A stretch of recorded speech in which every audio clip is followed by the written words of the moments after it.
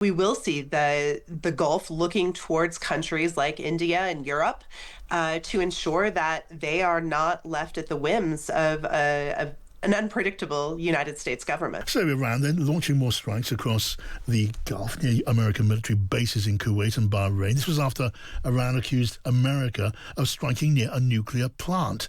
And meanwhile, violence in the Straits of Hormuz has reached high levels and slowed traffic in and out. First, the thoughts of Karin von Hippel, the former US State Department senior official. Hello to you, Karin. Hello, John. It's good to have you, Karin. So look, here we have again President Trump sounding but almost insouciant about the conflict, the exchange of fire, a temporary upset and not the start of a new global crisis. In a strange way, Karin, is he maybe right about that? This is the new normal. Yes, I think that's absolutely a great way to describe it. It's certainly a no war, no peace situation. We may be in it for some time. We have two unstable leaders on both sides, very dogmatic on both sides. And I think Iran is, emboldened. They think they've done a pretty good job. I think the challenge for Trump will be getting funding, if he is going to continue the fighting for some time, getting funding from Congress because they don't like it. And certainly the American public doesn't like it. So, perhaps it's just part of his bargaining strategy, and the Iranians have a similar approach to bargaining as well, but of fighting involved. Yeah, look, clearly, as one might expect, each side wants to present themselves as being in control. That's despite the enormous disparity in military power. Neither side is in control, though Iran can't they? Karin claims to have come through this war dominance at home, more dominance at home, and still a force in the world. Oh, 100%. I mean, I think Iran has come out of this war in a much stronger position. And if you look at the MOU, there's very little in it. And Iran was able to, have a stronger hand in the negotiations because Trump really did want to end the conflict. And so, we ended up with the MOU that was signed on June 17th, we ended up in a situation that was actually worse than the status quo ante because the straits weren't fully open and oil prices were very high. So, it's hard to see what the Americans have achieved so far. But of course, Iran will understand, because we all can understand, that President Trump does not want to unleash what we would describe as a full-scale war this side, at the very least, of the November midterm elections in the US. Right. And the November midterms start earlier than November. There's early voting in some states that start in September. And, we're already, almost halfway through July. So I think there's a lot of concern. There's certainly concern in his own party. There's a bill, a National Defense Authorization Act, coming to Congress next week. He'll have trouble with that. He's trying to get some emergency spending through right now. And more of his party, I think, is going to push back. Can you just lastly share your thinking on Israel and the Israeli leader Benjamin Netanyahu, or was the wild card in this situation? I'm guessing the government and many others in Israel, they won't be entirely unhappy about this confrontation, will they? Well, no, but they're being kept out of the loop, and I think that's very difficult for them. I think that's another Iran achievement, that they were able to say that that the Hezbollah fight with Israel should be part of the Iran deal. And that's really an achievement of Iran to get that written into the MOU. Certainly, Israel won't be happy about that. Israel, of course, as we know, has elections coming up in October as well. And so it's really hard to say how Netanyahu is going to manage this because, we've seen Trump disparage him and then other times be quite friendly to him. But they're not really part of the conversation. I mean, we haven't really heard much about what Israel thinks about this whole situation, have we? No, indeed. Karin von Hippel, the former US State Department senior official. Always great to get your take, Karin. Thank you. Thank you, John. Now, I want to welcome now Jennifer Gavito, the former Deputy Assistant Secretary for Iran and Public Diplomacy. This was during the Obama administration. Welcome to the show, Jennifer.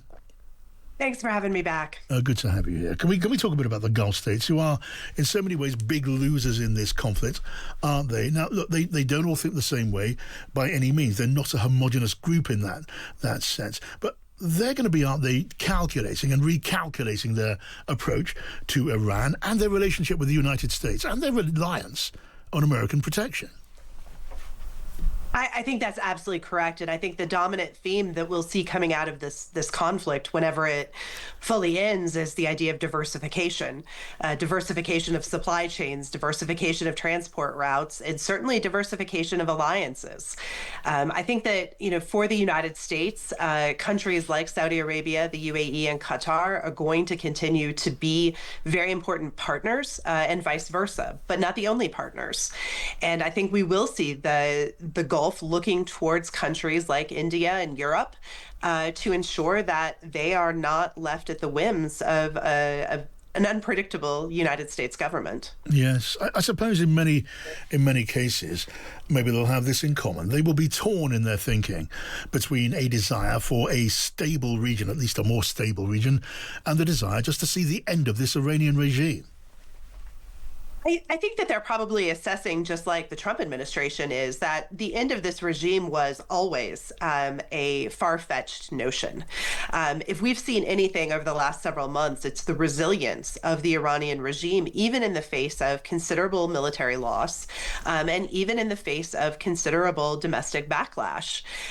This is, I saw described today, a mosaic. There are varying power centers, there are varying geographical centers, and so the idea that this regime will simply go away is unrealistic. And I think that the Gulf knows that. Yes. And so I think we're much more likely to see, some degree of accommodation or negotiation.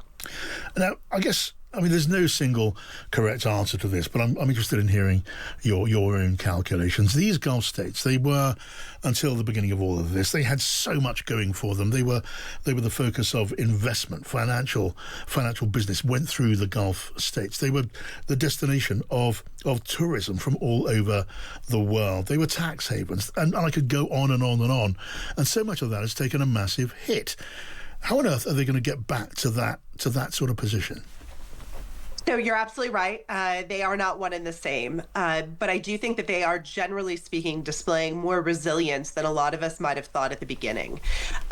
You may see a scaling back in the case of Saudi Arabia, for example, in their Vision 2030 plans. And we're already seeing Saudi focus on, key strategic areas rather than the throwing the pasta against the wall and seeing what sticks. And so there may be a narrowing of their ambitions. The UAE and Dubai in particular, largest airport in the world.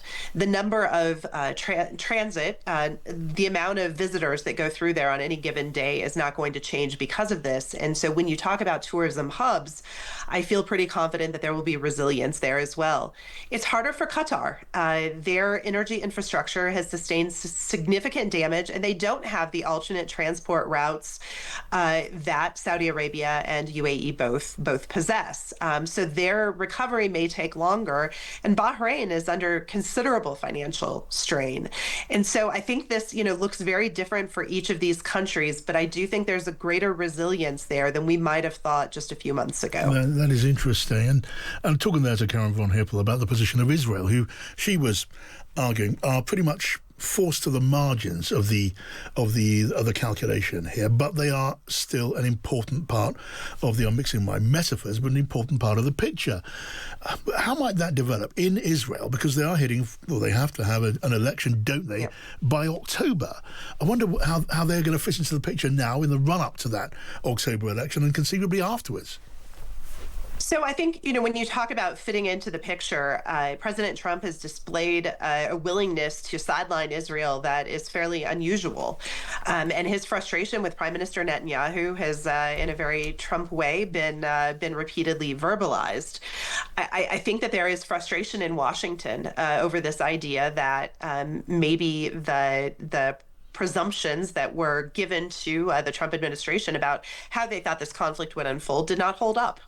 And so I do think that Israel is going to be a sideshow to whatever the Trump administration decides when it comes to Iran. And that is a very uncomfortable place for for Israel to be, because they're left in a very vulnerable position with arguably a resurgent Iran that is strategically stronger than where they were just a few months ago. That's not good for Prime Minister Netanyahu. No, it's just so extraordinary how the relationship between the United States and Israel has changed. I nearly said evolved, but evolved suggests progress, the way that it's changed over this time. Indeed, there is far greater criticism, and this goes beyond Iran. There is far greater criticism of the Israeli government across both parties than I think we've ever seen, and that is especially true for youth, people under 30 years old. And so there has to be a recalibration of the United States relationship with Israel, I think, going forward, and I think that's going to be a major theme for domestic politics as well.